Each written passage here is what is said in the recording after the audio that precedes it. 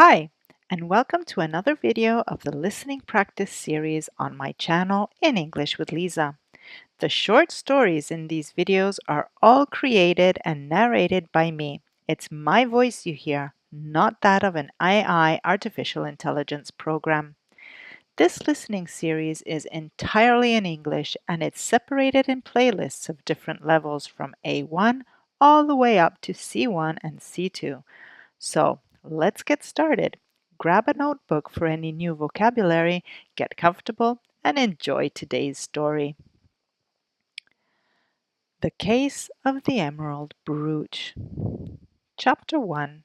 The Disappearance.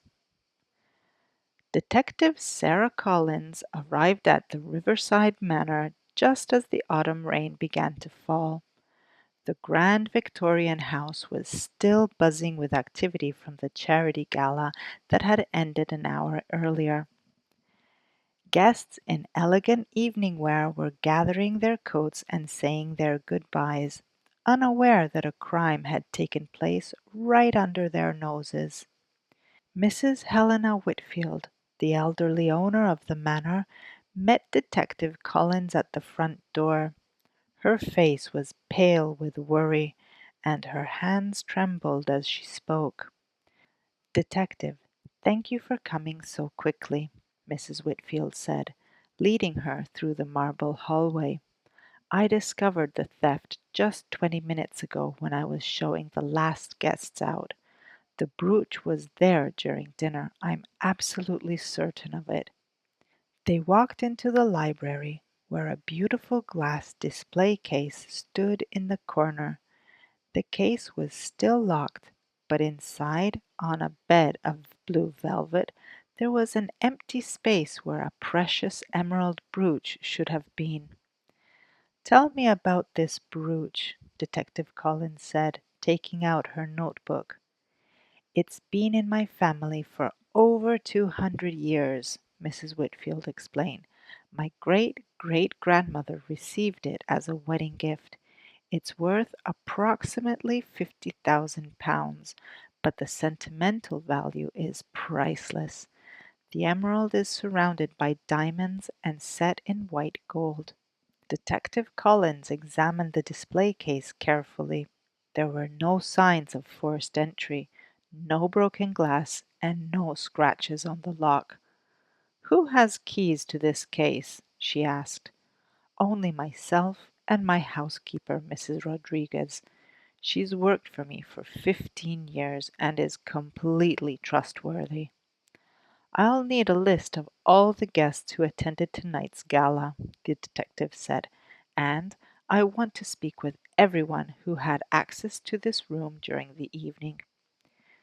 Mrs. Whitfield nodded. There were 35 guests tonight, all here to support the Children's Hospital charity. The library was open to guests throughout the evening. Many people admired the brooch collection. As Mrs. Whitfield prepared the guest list, Detective Collins noticed something interesting. On the small table next to the display case, there was a wine glass with lipstick marks and a program from the evening's events. Someone had been standing very close to the case recently. "Mrs. Whitfield," the detective called, "do you remember who is standing near the display case this evening?" The elderly woman thought for a moment. "Several people, actually. Dr. Harrison Bennett was very interested in the historical pieces. Miss Victoria Hayes, the art dealer, spent quite a bit of time examining them, and Mr. Charles Thornton was asking many questions about the security system." Detective Collins made notes of these names. 3 potential suspects already, and she hadn't even begun her investigation properly. She had a feeling this was going to be a complicated case. The rain continued to fall outside as Detective Collins began to plan her interviews. Somewhere among the elegant guests who had attended this charity gala was a thief, and she was determined to find them. Chapter 1 Comprehension Questions. Number 1. Why did Detective Collins come to Riverside Manor? A. To attend a charity gala. B. To investigate a stolen emerald brooch. C. To visit Mrs. Whitfield.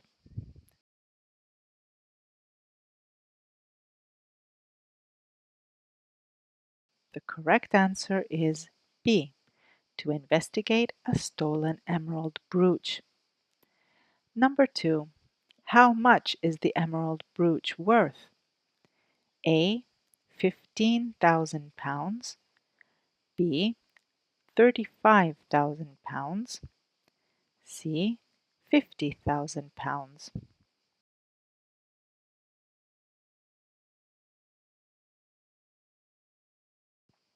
The correct answer is C.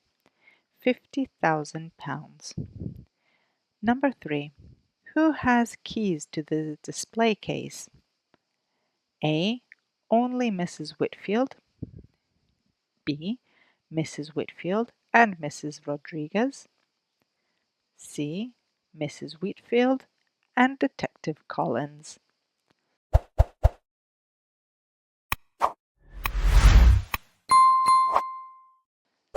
The correct answer is B. Mrs. Whitfield and Mrs. Rodriguez. Chapter 2. The Suspects. The next morning, Detective Collins returned to Riverside Manor to begin her interviews. Mrs. Whitfield had arranged for the three main suspects to meet her in the drawing room. Dr. Harrison Bennett arrived first. He was a distinguished man in his 60s, with silver hair and intelligent eyes behind wire-rimmed glasses. As a historian specializing in Victorian jewelry, he had been particularly interested in Mrs. Whitfield's collection. "I understand you spent considerable time examining the display case last night," Detective Collins began. "Indeed I did," Dr. Bennet replied calmly. "Mrs. Whitfield's collection is remarkable. The emerald brooch, in particular, is a fine example of 19th century craftsmanship. I was explaining its historical significance to several other guests. Did you notice anything unusual about the security of the case?" Dr. Bennet shook his head. The lock appeared quite sturdy, though obviously not sufficient to prevent theft. "I must say I'm surprised someone managed to open it without breaking the glass." "Where were you between 9 and 10 o'clock last night?" "I was in the garden, discussing fundraising strategies with the hospital director. At least 6 people can confirm this." Next, Detective Collins interviewed Miss Victoria Hayes, an elegant woman in her 40s who owned an art gallery in the city center. She was dressed impeccably and spoke with confidence. "I deal with valuable jewelry regularly in my business," Miss Hayes explained. "When I saw Mrs. Whitfield's collection, I was genuinely impressed. The emerald brooch was exceptional." "Did you handle any of the items in the display case?" "Certainly not. Everything was locked away, as it should be. I simply admired them through the glass." "Several witnesses mentioned you seemed very knowledgeable about the security system." Miss Hayes looked surprised. "I merely commented that the case seemed adequate for a private home, though I would recommend additional measures for pieces of such value." "And your whereabouts between 9 and 10 o'clock?"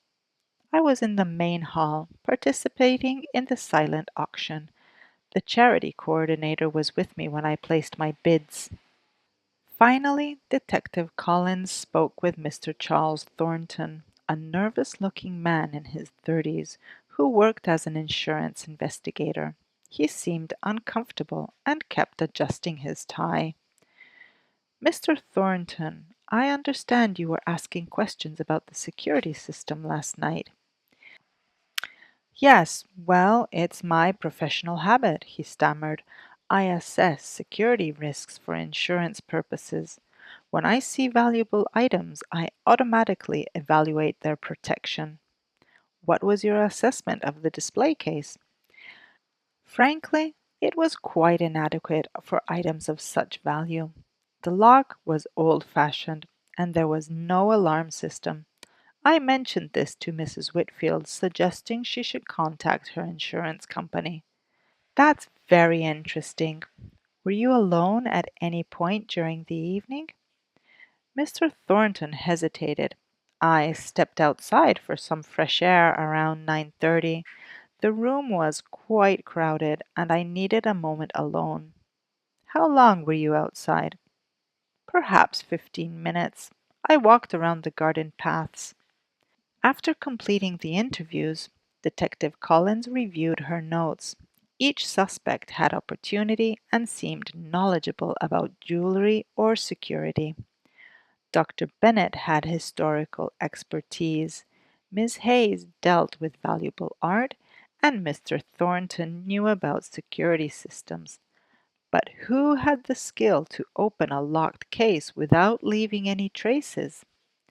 As she pondered the question, Mrs. Rodriguez, the housekeeper, approached her with important information that would change everything. Chapter 2 Comprehension Questions. Number 1. What is Dr. Harrison Bennett's profession? A. Art dealer. B. Insurance investigator. C. Historian specializing in Victorian jewelry.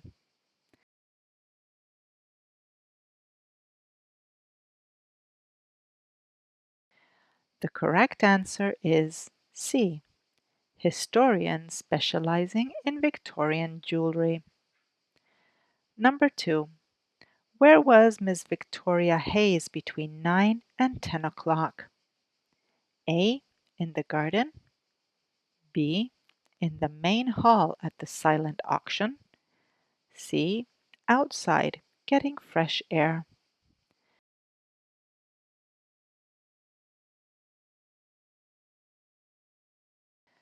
The correct answer is B.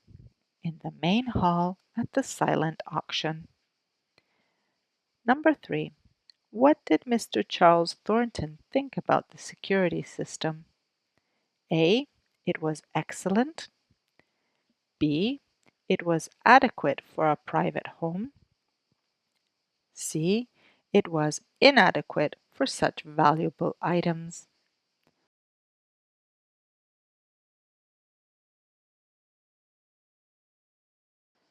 The correct answer is C.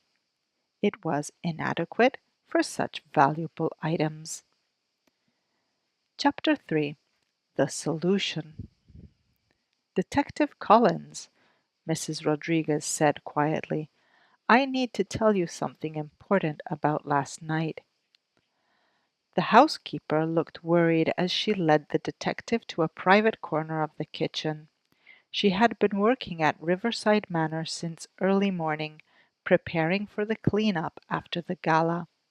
What is it, Mrs. Rodriguez? Detective Collins asked. I saw something strange last night, but I wasn't sure if I should mention it. Around 9:45, I was collecting empty glasses from the library when I noticed someone acting suspiciously near the display case. Who was it? Miss Hayes, the art dealer. She was alone in the room, and she had something small and shiny in her hand. When she saw me, she quickly put it in her evening bag and pretended to be studying the paintings on the wall. Detective Collins felt her pulse quicken. Did you see what the shiny object was? It looked like a small tool, maybe for jewelry work. My late husband was a jeweler, so I recognized it. Why didn't you mention this yesterday? Mrs. Rodriguez looked embarrassed. Miss Hayes is very respected in the community. I thought perhaps I was mistaken, and I didn't want to accuse someone unfairly. Detective Collins thanked Mrs. Rodriguez and immediately called her station to request a search warrant for Miss Hayes's gallery and home. Something about the art dealer's story hadn't felt right during the interview. 2 hours later, Detective Collins and two officers arrived at Victoria Hayes' gallery. Miss Hayes was calm when they presented the warrant, but Detective Collins noticed her hands were shaking slightly. "This is highly irregular," Miss Hayes protested. "I run a legitimate business." "We're investigating the theft of Mrs. Whitfield's emerald brooch," Detective Collins explained. "We have reason to believe you may have information that could help us." The search of the gallery revealed nothing suspicious, but in Mrs. Hayes' private office upstairs, Detective Collins made a significant discovery. Hidden in a locked drawer were several specialized tools used for opening antique locks, and more importantly, a detailed photograph of Mrs. Whitfield's emerald brooch. "Miss Hayes," Detective Collins said, holding up the photograph, "can you explain why you have this picture?" The art dealer's composure finally cracked. I took that photo for insurance purposes. Mrs. Whitfield asked me to evaluate her collection." "Mrs. Whitfield never mentioned asking you to evaluate anything. And these lock-picking tools?" Miss Hayes sat down heavily in her chair. "You don't understand. My gallery is failing. I've lost 3 major clients this month, and I have enormous debts. I saw that brooch and knew I could solve all my problems." "So you planned the theft in advance?"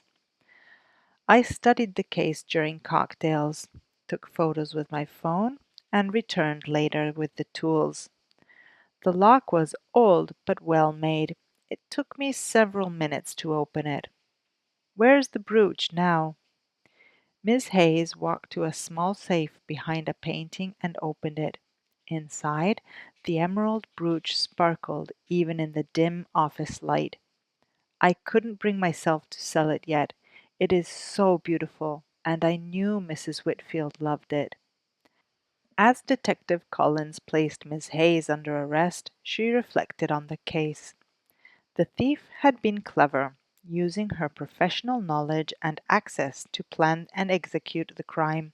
However, her nervous behavior during the interview and Mrs. Rodriguez's sharp observation had led to her downfall. Later that evening, Detective Collins returned the emerald brooch to Mrs. Whitfield. The elderly woman's eyes filled with tears of relief as she held her family heirloom once again. "Thank you, Detective," Mrs. Whitfield said. "You've returned more than just a piece of jewelry. You've given me back a piece of my family's history." As Detective Collins drove home through the quiet streets, she smiled with satisfaction. Another case solved, another criminal brought to justice, and a precious family treasure returned to where it belonged. Chapter 3: Comprehension Questions. Number 1. What did Mrs. Rodriguez see Miss Hayes holding? A. A wine glass. B. A small shiny tool. C. A photograph.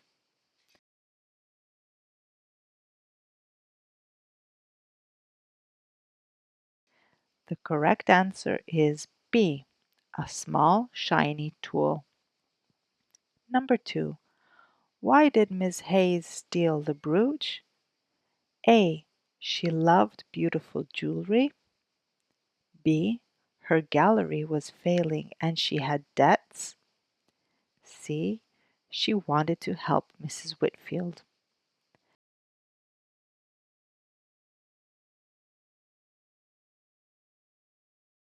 The correct answer is B. Her gallery was failing and she had debts. Number 3.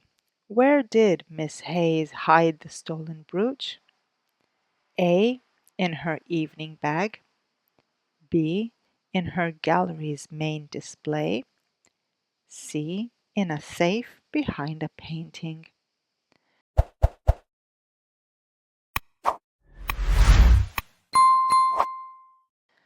correct answer is C. In a safe behind a painting. Epilogue. 6 months after the theft, Detective Collins received an invitation that made her smile. Mrs. Helena Whitfield was hosting another charity gala at Riverside Manor, this time to celebrate the opening of a new children's wing at the hospital. The detective arrived on a warm spring evening to find the manor beautifully decorated with fresh flowers. The same elegant guests mingled in the drawing room, but this time the atmosphere was purely celebratory. "Detective Collins," Mrs. Whitfield greeted her warmly. "I'm so delighted you could come." The elderly woman looked healthier and happier than she had during their first meeting. She led Detective Collins to the library, where the display case had been replaced with a modern, high-security version complete with an alarm system. "I took Mr. Thornton's advice about improving security," Mrs. Whitfield chuckled, "though I must say his nervousness that night was because he was planning to propose to his girlfriend, not because he was planning a theft." The emerald brooch sat safely in its new case, sparkling under the improved lighting. Next to it was a small plaque that read, "In appreciation of Detective Sarah Collins, who helped return this treasured family heirloom."